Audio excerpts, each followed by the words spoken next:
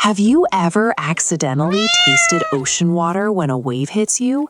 It is completely packed with salt. There's a massive amount of salt hiding in that water. In fact, if you pulled it all out, you'd have enough to cover every inch of land on Earth in a pile 500 feet tall. So why exactly is the ocean so salty?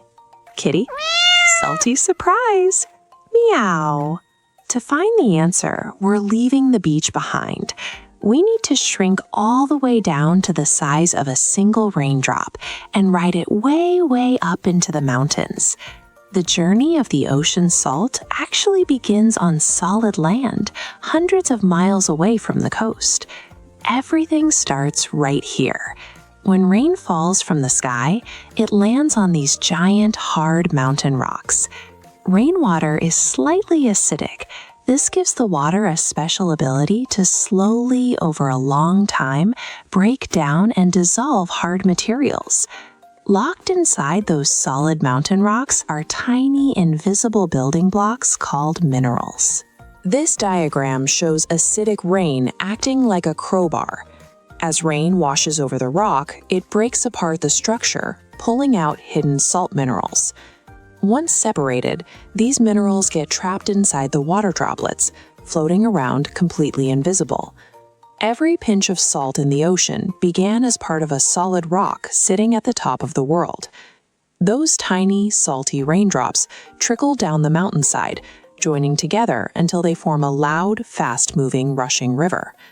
The river acts as a superhighway, carrying dissolved rock salt down from the mountains and eventually dumping it straight into the sea. This happens at a massive scale. Every single year, the world's rivers carry 4 billion tons of salt into the ocean. Every flowing river on Earth is basically a giant, non-stop conveyor belt, delivering an invisible cargo of salt straight to the ocean. Our tiny raindrop finally finishes its long journey, arriving in the vast ocean under a hot, beating sun. That hot sun triggers evaporation, where liquid water heats up, turns into an invisible gas, and floats into the sky to make clouds. While water turns to gas and floats up, heavy salt particles stay trapped. This process has happened for billions of years. That accumulated salt could cover all of Earth's land in a layer 500 feet deep. While the ocean is salty, a place called the Dead Sea is much more extreme. It is way saltier than the regular ocean. Just look at this. The Dead Sea is packed with so much salt, it changes how things float. These people are floating effortlessly like corks. Salt washes into the ocean from rivers, but never floats away. The ocean is a one-way trap that keeps building up its salt supply. Challenge time. Question 1.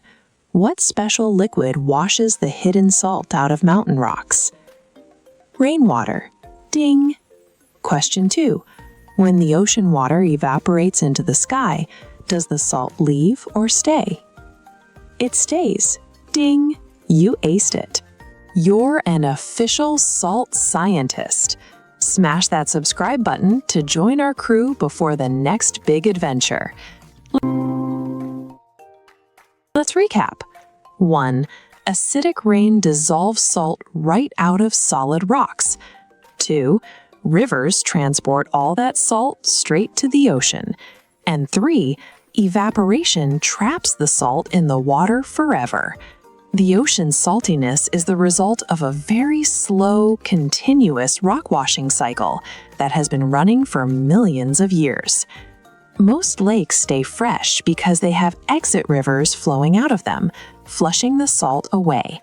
The ocean only gets salt in, never out.